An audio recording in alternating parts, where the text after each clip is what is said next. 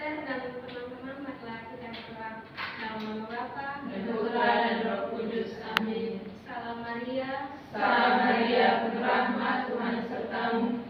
Terpujilah engkau di antara wanita, dan terpujilah buah tubuh Yesus.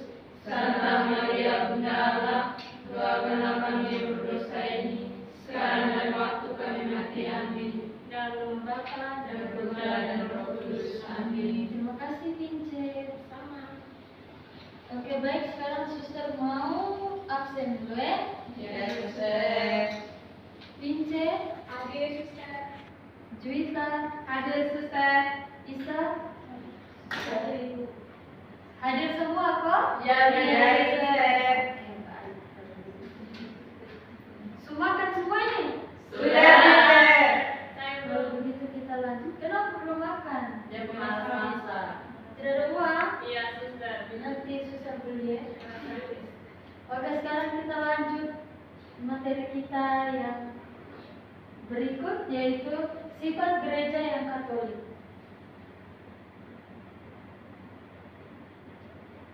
Tujuan pembelajaran membantu peserta didik memahami dan menghayati sifat gereja yang universal, utuh dan lengkap.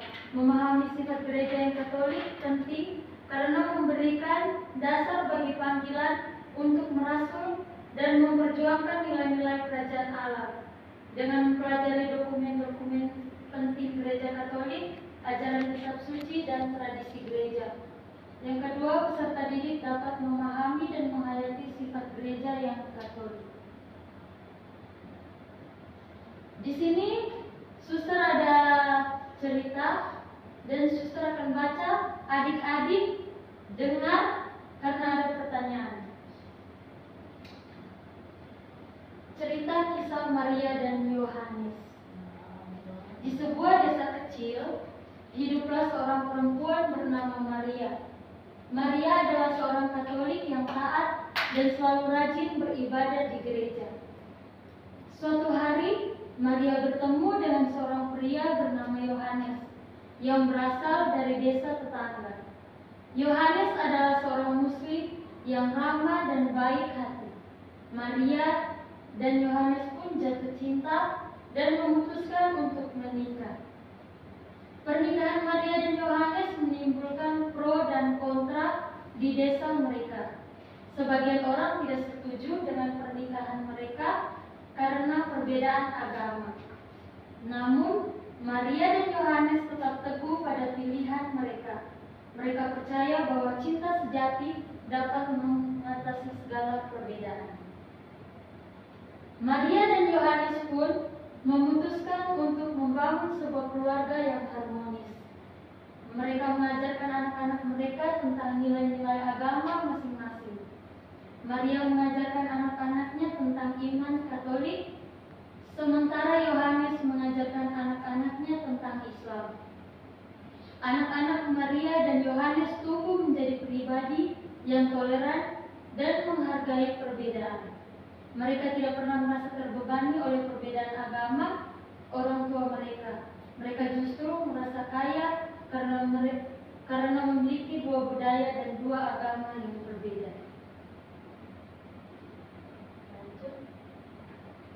Jadi adik-adik, cerita ini menggambarkan sifat gereja Katolik yang universal. Gereja Katolik terbuka untuk semua orang tanpa memandang ras, suku, budaya, atau agama. Gereja Katolik juga memiliki ajaran yang utuh dan lengkap yang didasarkan pada kitab suci dan tradisi gereja. Meskipun berbeda agama, Maria dan Yohanes dapat hidup rukun dan harmonis. Hal ini menunjukkan bahwa gereja Katolik mengajarkan nilai-nilai toleransi dan kasih sayang kepada semua orang. Jadi gereja Katolik itu terbuka untuk semua orang, tidak membeda-bedakan ya. Gereja Katolik juga mengajarkan bahwa perbedaan agama tidak boleh menjadi penghalang untuk membangun hubungan yang baik antara manusia. Jadi tetap menjaga hubungan baik antara agama-agama lain juga ya. Oke, baik. Ini pertanyaannya. Jadi pertanyaannya, bagaimana cara Maria dan Yohanes mengajarkan anak-anak mereka tentang nilai-nilai agama masing-masing tanpa menimbulkan konflik.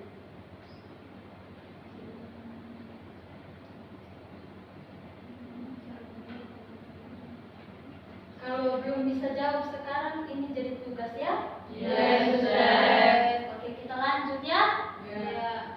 Pengertian tentang sifat gereja yang Katolik. Sifat gereja yang Katolik merujuk pada sifat gereja yang universal. Universal itu berarti terbuka ya, yang mencakup seluruh umat manusia dan semua budaya. Gereja Katolik bukanlah sebuah lembaga yang terisolasi, melainkan sebuah komunitas yang terbuka untuk semua orang, tanpa membedakan ras, suku, budaya, agama. Sifat Katolik ini menunjukkan bahwa gereja memiliki misi untuk mewartakan Injil kepada seluruh dunia dan menjadi tanda kehadiran Allah bagi semua orang. Gereja Katolik juga memiliki ajaran yang utuh dan lengkap yang didasarkan pada kitab suci dan tradisi gereja. Ajaran ini tidak hanya berlaku untuk sebagian orang, tetapi semua orang di seluruh dunia. Sifat gereja yang Katolik juga menunjukkan bahwa gereja adalah satu kesatuan, meskipun terdiri dari berbagai budaya dan tradisi. Gereja Katolik adalah satu tubuh yang dipimpin oleh satu kepala, yaitu Yesus Kristus. Gereja Katolik adalah satu tubuh yang dipimpin oleh satu kepala, yaitu Yesus Kristus. Singkatnya, sifat gereja yang Katolik menunjukkan bahwa gereja adalah sebuah komunitas universal yang terbuka untuk semua orang, memiliki ajaran yang utuh dan lengkap, dan merupakan satu kesatuan di bawah kepemimpinan Kristus. Peran dari sifat gereja yang Katolik. Sifat gereja yang Katolik memiliki peran yang sangat penting dalam kehidupan gereja dan bagi umat manusia. Peran ini diuraikan dalam beberapa aspek. Yang pertama, mewartakan Injil kepada seluruh dunia. Sifat gereja yang Katolik atau universal mendorong gereja untuk mewartakan Injil kepada semua orang tanpa memandang ras, suku, budaya, dan agama. Gereja memiliki misi untuk membawa kabar sukacita, keselamatan kepada semua orang dan menjadi tanda kehadiran bagi seluruh umat manusia. Yang kedua, menyatukan umat manusia dalam satu kesatuan. Sifat gereja yang Katolik juga menunjukkan bahwa gereja adalah satu kesatuan, meskipun terdiri dari berbagai budaya dan tradisi. Lanjut. Yang ketiga, menyatukan iman dan perbuatan. Sifat gereja yang Katolik mendorong umat untuk hidup sesuai dengan iman mereka, dengan menunjukkan kasih sayang dan kepedulian terhadap sesama. Yang keempat, menjadi jembatan penghubung antar budaya. Sifat gereja yang Katolik memungkinkan gereja untuk menjadi jembatan penghubung antara budaya dan tradisi. Yang berikut, sikap dan tindakan yang perlu dilakukan sebagai wujud dan tanggung jawab dalam sifat gereja yang Katolik. Sebagai wujud tanggung jawab adalah sifat gereja Katolik, kita perlu memiliki sikap dan tindakan yang mencerminkan kasih dan pelayanan kepada sesama. Berikut adalah sikap kasih, empati, kesabaran, kerendahan hati, kejujuran. Tindakan itu kita berdoa, membantu, menyembuhkan, mengajar, dan menjadi teladan. Dari sini mengerti sudah SMA pasti mengerti ya. Jadi suster mengambil dari kesimpulan dari semua materi yang kita pelajari pada hari ini, yaitu gereja Katolik adalah sebuah komunitas yang bersatu dalam iman kepada Yesus Kristus. Gereja ini suci karena di dalamnya kita bertemu dengan Tuhan dan berusaha hidup sesuai dengan kehendak. Gereja Katolik bersifat universal, berarti terbuka ya, menjangkau seluruh dunia dan menyambut semua orang tanpa membeda-bedakan. Gereja ini juga apostolik karena didirikan oleh para rasul dan mewariskan iman yang benar kepada kita melalui para penerus mereka, para uskup. Singkatnya, Gereja Katolik adalah keluarga besar yang berusaha untuk mencintai dan melayani Tuhan dan sesama di seluruh dunia. Sampai sini mengerti? Mengerti. Oke, sampai di sini kita punya mata pelajaran.